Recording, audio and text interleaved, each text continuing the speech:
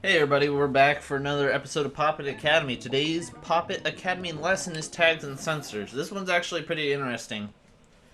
Um, like I said in the last episode, this does go over logic, but it does go over some other stuff, like for building maybe a platformer. The thing is, I think they want to mainly go over stuff that is required in platformer as opposed to required Hello in you logic. little woolly cake. I have some more practical instructions in the way of the Popit. Just let me up. Unless you'd rather bake. No? Okay, let's kick off with tags. And then we go up, as you can see. So I'm going to teach you about tags myself. Go to your to move the tag. Now that's a tagged So object. basically, you see, this is a tag sensor right here. Right here. So I need to stick a tag on the object. And it drops it down. It pushes it out. So bring it back over here. And it's going to spit out a score bubble for us. And, no, where are you going, sir? We got things to do, people to see. So if you bring this down here, excuse me. All the way over here, it drops some stuff down for us that we can grab. Nice. Okay, that's with... Yeah, it's kind of picky because you can't look at its sensor range. It's actually... the sensor range is actually smaller than what it shows there. It's player sensors. So basically what you gotta do is stay in this player sensor. Just being in the radius of one. I usually like to wait till it's fully up because this will go down if you're not in it. As you can see, it's going down, but you have enough time. Tag sensor. Now she's gonna talk about the radius of a tag sensor. As you can see, you have minimum detection range. You can actually put this up, which will increase the maximum detection range also. And then basically, as long as you're within this circle, it'll basically detect it. You can do the trigger radius to, like, say only be above. But for the sake of this, we're actually gonna do, we're gonna lower it back again. Put that down to 0. Then you have a layer range, so it can encompass all 3 layers or just one layer. Or you could detect the tags and different stuff. We'll go over this stuff later on, but basically like that. So, I'm going to pause because I have to stay on here. What I want to do now is move that down to... Oh, wait, I don't want maximum detector range. Move it to 0. Now, unpause. And move over. And basically, it's simple as that.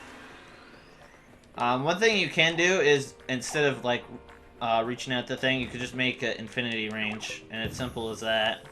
Where it just covers the entire thing. Like anywhere, as long as it there's a blue tag somewhere. Which I'll go over colors here when she gets around to talking about them. As you can see, I can't go over there, but if I do this, infinity range keeps it open forever. I want to go over here because there's something over here. Give me just one. Yeah, cheapskate. Cheapskate. I like the doodle.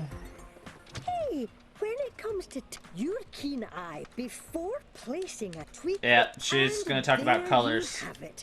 Everything you So, as you can see, that's a red thing, but when we place it down, it's green. So that means we have to change the color. So you can also put ones with labels. So say like you have like a red one, like more than one red one, you can put a label on it instead.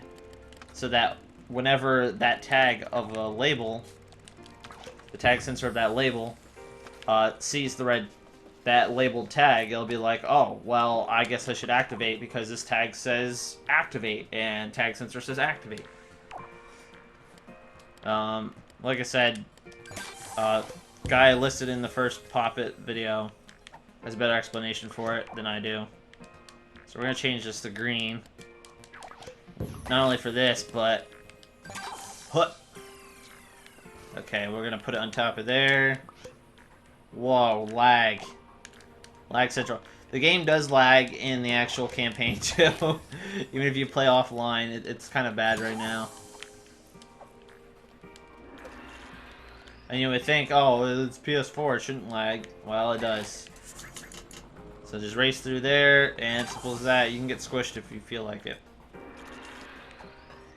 So what we need to do is have that encompass that, but as you can see, it's too short ranged. So what we want to do is basically increase the range enough that it can see it. Apparently not. There you go, at least to 30. And now, because that's a red player sensor, we're actually going to change that to red. Goes through, and boom. And you can't take it, because you can't take the layer with you.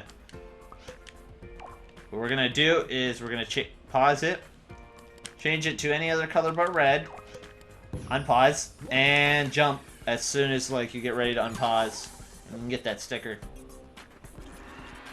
Oh, what a lovely lift. Yes, I remember this. So basically what's going to happen here is, like she says, it's going to put your skills to the test.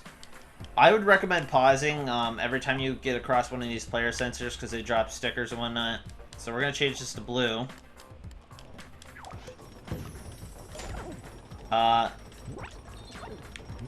Okay. So change it about here before it gets over there. And what we're going to do is push it over there.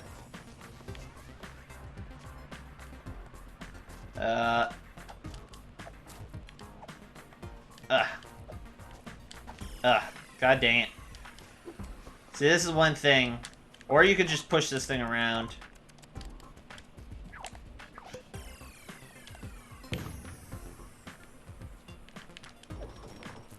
Does it have enough range? Yes, it does. Has just barely enough range that it should be able to detect it. There we go. You're going to be doing a lot of color changing if you want all the sticker bubbles here. Okay, and there we go. Just enough range. As long as the top part of it can get in there, you can just pull it up like that. There we go. I mean, it's better than having, like, just barely missing it. Also, pausing does help, but it's just better to drag it, like, a little in here. Okay, I think that should be everything. Pretty sure it's everything. Let's see, up. Why did I kick it out of the way? Okay, and I think that's it for... Well done. Oh, yeah, she wants me to bring this in. Don't call me that ever again. Gotta change this to red and drag it with us. Off we go. Oh! There we go. Ah, yeah. Completed the level. So anyways, that's it for the lesson on tags and sensors. I hope, excuse me, it was informative. Hopefully. So I'll see you again for another lesson. Another day, another time.